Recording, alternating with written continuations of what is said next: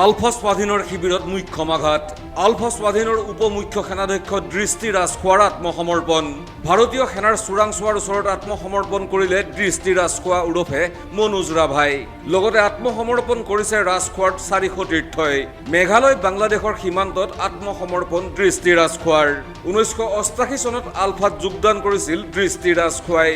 দৃষ্টি ৰাজখোৱাৰ লগতে আত্মসমৰ্পণ কৰিছে আলফা কেডাৰ ইয়াছিম আলী ৰূপজ্যোতি ৰাভা বাবুল ৰাভা আৰু ৰাহুল হাজৰিকাই এই মুহূৰ্তৰে গুৰুত্বপূৰ্ণ খবৰ আলফা স্বাধীনৰ শিবিৰত মুখ্য আঘাত ভাৰতীয় সেনাৰ চোৰাংচোৱাৰ ওচৰত আত্মসমৰ্পণ কৰিছে দৃষ্টি ৰাজখোৱা ওৰফে মনোজ ৰাভাই আলফাৰ উপ মুখ্য সেনাধ্যক্ষগৰাকীৰ লগতে আলফাৰ 400 তীৰ্থৰ পৰা বহু অস্ত্ৰ শস্ত্ৰ জব্দ কৰিছে সেনাই এটা AK-81 সিৰিজৰ ৰাইফল